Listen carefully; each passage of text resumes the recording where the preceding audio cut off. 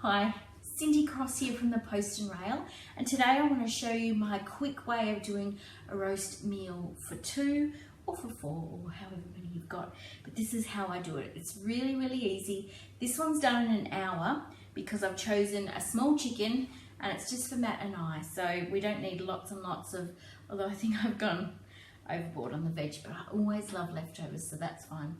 How I've calculated is if you've got a small chicken, I'm going to butterfly it, which means cut it down the back and kind of spatchcock it out so that it's 2-dimensional. And I've cut the potatoes in, say for a medium-sized potato, I've got 4 to 6 out of each one. And I'm just doing the carrots now. I'm going half lengthwise and I'm doing little wedges.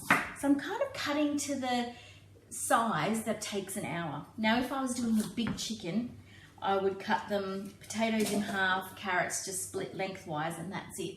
And that way they all cook at the same time, which is about an hour and 20 minutes for a really big chicken. So I would just do the carrots like that if it was the big chicken, but it's just us tonight. So the smaller you go, the quicker it cooks.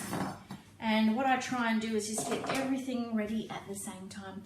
So this little quick step now, and I'm not peeling anything, not even the onion, because I love roasted onion. So I'm just going to take any sort of manky tips off, anything, but it's really not bad. I like the skin, and I'm basically just popping it in the roasting pan. This is just so easy, and the oven does all the work, but you get all the credit because, you know, I'm so going to try and get lots of credit for this and say, I worked so hard to put this roast dinner on the table and see what happens. It's good with me. I saved the onion to last in case I cry, but it's been in the fridge, so it's not too bad. So just chop and tail the onion in quarters, and there you go. So now I'm up to doing the chicken, and now I've cleared my board off, and I thought I'd bring it out for you to have a look at. Now she's just a little one, this one, so here it is. I love playing with meat. So I just want to drain out the juices in the middle. You can't see that, but it's got some blood in there, or juices. So basically this is the yummy part of the chicken, the breast part, and there's the legs and the wings. So if I actually just turn it over, now I'm not even going to be that fancy about this. That's basically all you want to do is rip it up there.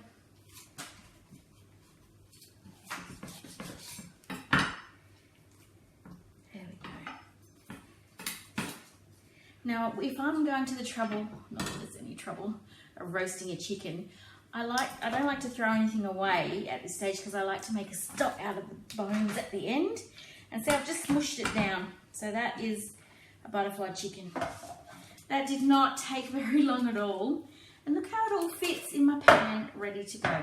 So I'm just going to wash my chickeny hands and I'll be right back. Here's where you can put your flair on anything you want here, but I just sometimes like to keep it simple. You know, comfort food, roast chicken is all about just the flavour of the roasting. So all I'll do is a little drizzle of olive oil.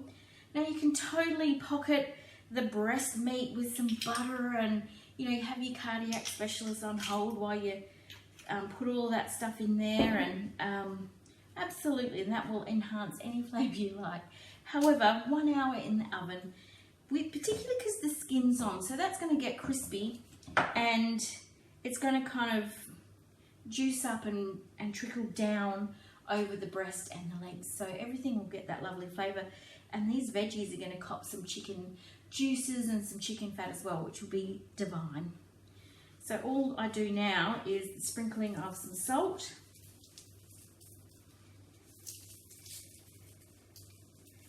and that's it. 1 hour in the oven, and I'll show you what it looks like when it comes out, and hopefully I get some great, you know, oh gee baby, you've worked so hard getting this roast, and wow, you know, don't tell anyone how easy that was. So I put the chicken in the oven at 200 degrees for the hour. I find that gives a crispier skin and the more burnished edge on the veggies. And if I'm honest, I'll probably come in about halfway through and I will flip the roast veggies over so that all sides of the vegetables can get that lovely time in the chicken fat basically is what I want, and then time in the air getting all fried and crispy, which will be delicious. And I'll probably serve it with some broccolini or some peas, or definitely got to have some gravy. Sometimes it's nice to be gourmet, and other times it's nice to just do a simple comfort food roast chicken. And I'll show you when we get to that. So this has had 30 minutes, and you can see the chicken's getting nice and bronzed and a little bit crunchy on the top, which is good. So we've got some juices in the bottom here, and which is just perfect. So it's got a bit of a glisten down there. It's not sort of soaking in it or anything. I'm just going to give everything a little flip over so that the juicy side that's been in the fat of the chicken comes to get back in there. Gets kind of coated all over. And I think another 20 minutes, and this is going to be... And can I just tell you the smell in the house right now? I am getting very hungry, let me just tell you. So another 20 minutes and I reckon it'll be done.